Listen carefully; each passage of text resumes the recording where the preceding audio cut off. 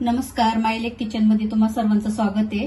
तर आजच्या व्हिडिओमध्ये तुम्हाला कोंबडी वड्यांच्या भाजणीपासून तर वडे तयार करेपर्यंत पूर्ण तळेपर्यंत सर्व माहिती सांगितलेली आहे। तर हा व्हिडिओ शेवटपर्यंत नक्की बघा आणि आवडला तर लाईक नक्की करा। तर या वड्यांना बऱ्याच ठिकाणी मालवणी वडे, कोंबडी वडे किंवा मटण वडे सुद्धा म्हणतात। तर हे वडे बनवण्यासाठी मी हे सर्व असं साहित्य घेतले। तर हे सर्व साहित्य मी एकाच वाटीने असं मोजून घेतले। तर या वाटीने सर्व असं मोजून घेतले। तर या वाटीने मी हे 5 वाटी तांदूळ घेतले। तर हे असे जाडच तांदूळ आहेत, रेशनचे तांदूळ आहेत हे। त्याचबरोबर इथे 2 वाटी गहू घेतलेत, 1 वाटी ज्वारी घेतली आहे, 1 वाटी चणा डाळ घेतली आहे, 1 वाटी उडीद डाळ घेतली आहे। त्याचबरोबर त्याच वाटीने पाव वाटी धने घेतले। तर हे असे गावठी धने आहेत। त्याचबरोबर इथे 15 ते 16 मिरी घेतली आहे। 2 आपण जे पोहे खातो त्या चमच्याने 2 चमचे जिरे घेतले आणि 2 चमचे मेथी दाणे घेतले। तर इथे मी तांदूळ वगैरे काही असे धुवून वगैरे घेतले नाहीत, कारण स्वच्छच होते। पण खूप अशी पावडर असली तर असे धुवून सुकवून घ्यायचे। आणि हे तांदूळ मी असे ओल्या कपड्याने थोडे असे पुसून घेतलेले। समजा जर काही थोडीशी धूळ वगैरे असेल, पावडर असेल तर ती निघून जाते। आणि तुम्हाला जर धुवून घ्यायचे असले तरी सुद्धा घेऊ शकता। पण मी ते हे तांदूळ भाजणार नाही, कारण हे धुतलेले नाहीत। पण जर तुम्ही तांदूळ धुतलेच तर ते भाजून घ्या। तर आता यापैकी आपल्याला फक्त ह्या डाळी, धने, मिरी, जिरे आणि मेथी एवढंच साहित्य असं भाजून घ्यायचंय। बाकी तांदूळ, गहू आणि ज्वारी हे असंच ठेवणार आहे मी। तर चला आता डाळी आपण भाजून घेऊ। इथे गॅसवरती मी आता कढई तापत ठेवली आहे। तर त्यामध्ये सर्वात अगोदर आपण आता ही चणा डाळ घालूया। तर आता ही चणा डाळ आपल्याला सतत हलवून अशी चांगली खरपूस भाजून घ्यायची आहे।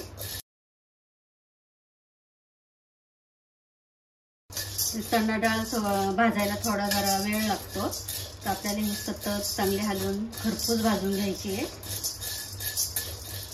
आणि हे वडे असे भाजणीचे वडे खूप असे छान होतात।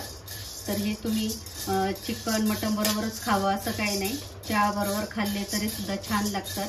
किंवा आपण कधी अशी काळ्या वाटाण्याची भाजी करतो त्याबरोबर खाल्ले सुद्धा तरी खूप छान लागतात। आणि तुम्हाला जर एवढं असं भाजणी वगैरे करायची नसेल तर या अगोदर बिना भाजणीचं डायरेक्ट असे पिठं एकत्र करून वडे कसे बनवायचे त्याचा व्हिडिओ मी चॅनलवर टाकलेला आहे। तर त्याची लिंक मी आय बटन मध्ये देते, तिथे तुम्ही नक्की बघा।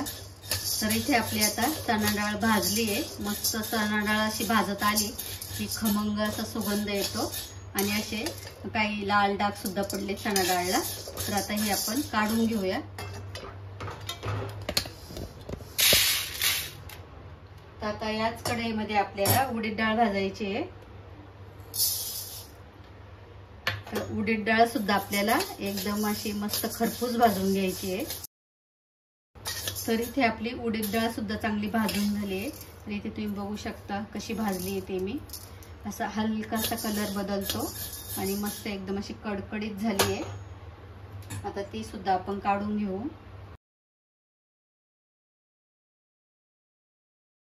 आता आपल्याला कढईमध्ये धने भाजून घ्यायचे।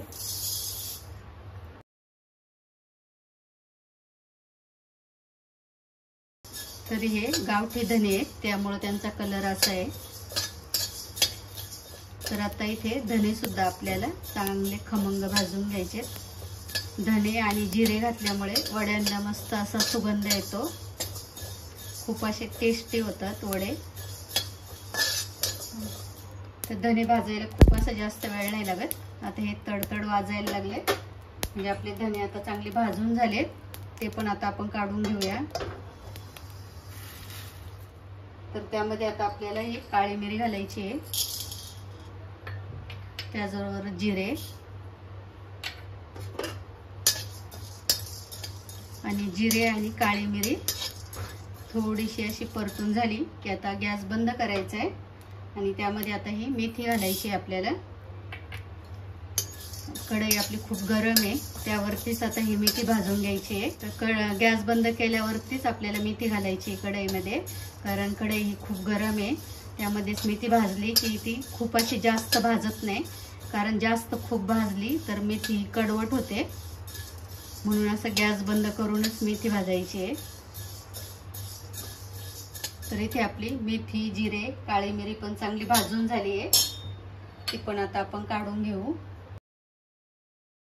तर इथे आपलं डाळी वगैरे सगळं भाजून झालंय. आता हे गहू, तांदूळ ते सर्व आपल्याला असं एकत्र करायचंय.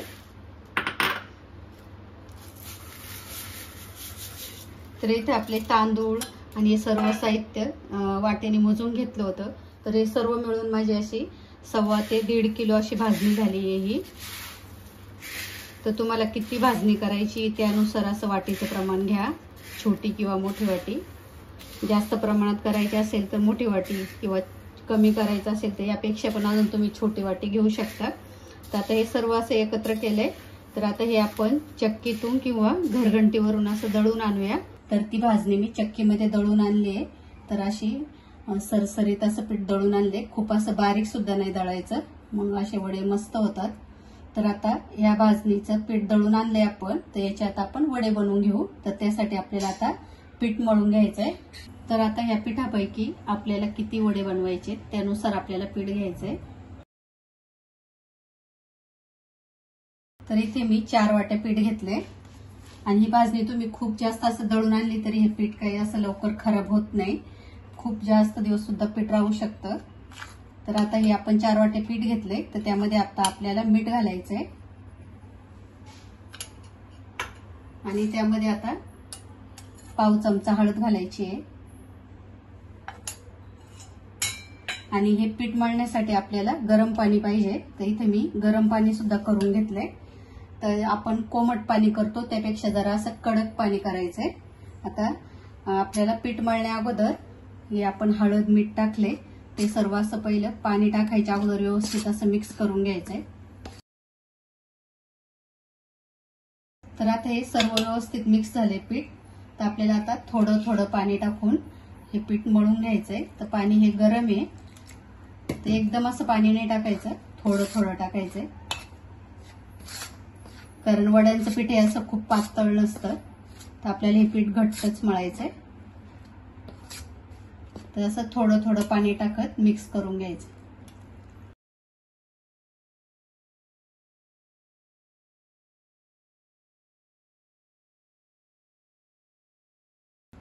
तर पाणी खूप असं गरम आहे, त्यामुळं असं हे चमच्याने मिक्स करायचं, नाही तर मग आपला हात भाजेल. तर आता इथे मी पाणी टाकून घेतले. तर आता हे पीठ आपल्याला हाताने मळून घ्यायचंय. तर असं जास्त गरम नाही, आता थोडासा हाताला सोसल एवढं असं गरम आहे. तर आता हे पीठ आपल्याला व्यवस्थित असं मळून घ्यायचंय.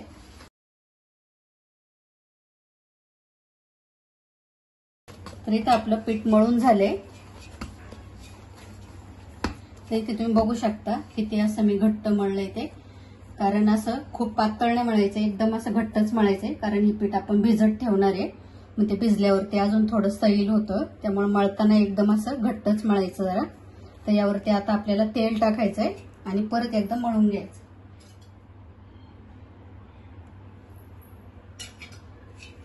आता तेल लावून सुद्धा आपल्याला हे पीठ चांगलं मळून घ्यायचंय. तर इथं तेल लावून सुद्धा मी हे पीठ चांगलं आता मळून घेतलंय.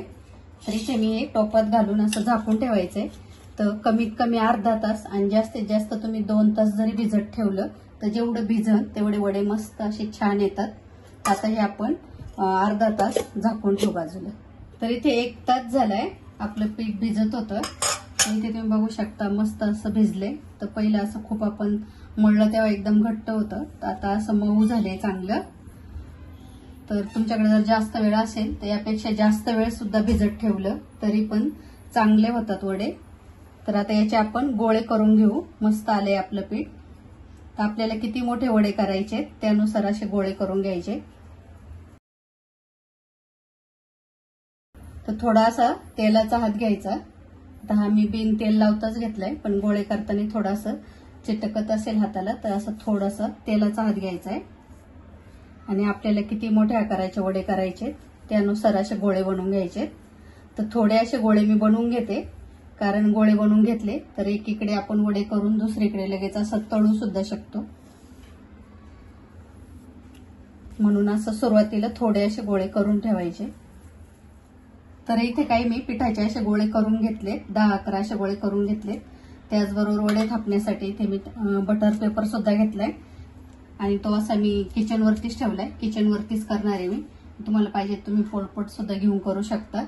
तर वडे थापताना पहिले असं बटर पेपरला थोडंसं तेल लावून घ्यायचं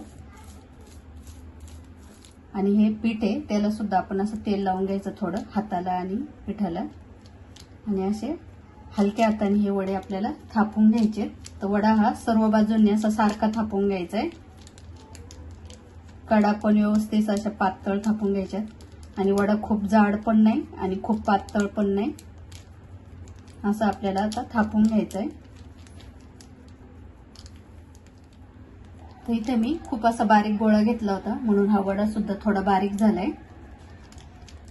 खूप पातळ पण नाही थापायचा आणि खूप जाड सुद्धा नाही, पातळ थापला तर तो कडक होतो।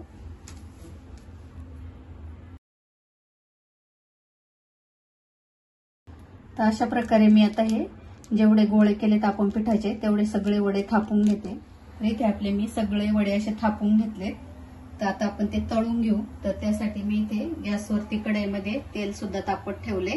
तर आता तेल तापलंय की नाही ते बघूया। तर असा थोडा पिठाचा गोळा घेऊन तेलामध्ये टाकून बघायचंय। तर तेल पण चांगलं तापलंय आता आपलं, म्हणजे आपले वडे तळण्यासाठी तेल व्यवस्थित गरम झालेले आहे। आता आपण हे वडे तळून घेऊ।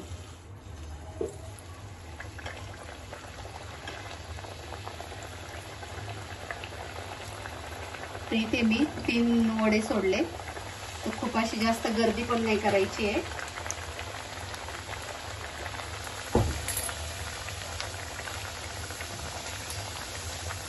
आणि एका बाजूने थोडे असे तळून झाले तर मग अशी पलटी करून घ्यायचे।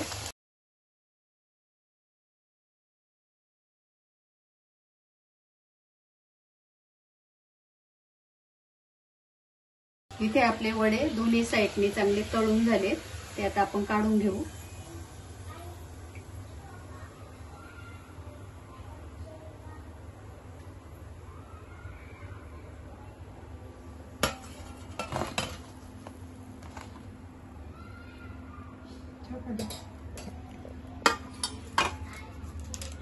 बाकीचे वडे सुद्धा आता असेच तळून घेऊया।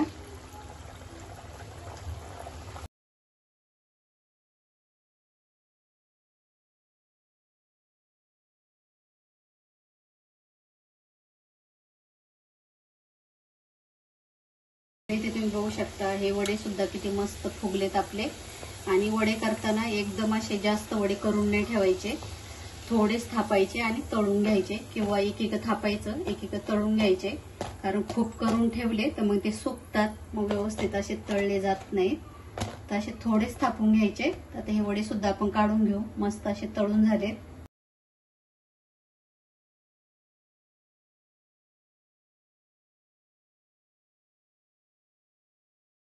तर हे वडे सुद्धा आपले तळून झाले। तर अशा प्रकारे इथं सर्व वडे मी तळून घेतले आणि इथे तुम्ही बघू शकता आपला एक ना एक वडा असा पूर्ण टम्म फुगलेला आहे। मस्त झाले ते एकदम आपले वडे, मस्त असे टम्म फुगले। तर एक वडा मी तुम्हाला असं तोडून दाखवते। तर इथे तुम्ही बघू शकता एकदम आतपर्यंत मस्त असे पोकळ झाले। तर इथे तुम्ही बघू शकता आपले वडे हे पूर्ण असे टम्म फुगलेत, सगळेच वडे असे मस्त झालेत एकदम खुसखुशीत आणि एकदम असे मी सोप्या पद्धतीने तुम्हाला करून दाखवलेत। तर हे वडे असे चिकन बरोबरच खावेत असं काही नाही, तुम्ही काळ्या वाटाण्याच्या भाजी सोबत खाल्ले तरी ते खूप छान लागतात। आणि आपण शिल्लक वडे राहतो ते चहा बरोबर तर खूपच छान लागतात। तर नक्की करून बघा आणि आजचा हा व्हिडिओ आवडला असेल तर लाईक करा, त्याचबरोबर चॅनलला नवीन असाल तर सबस्क्राईब सुद्धा करा। तर परत भेटूया अशा छान व्हिडिओमध्ये, तोपर्यंत धन्यवाद।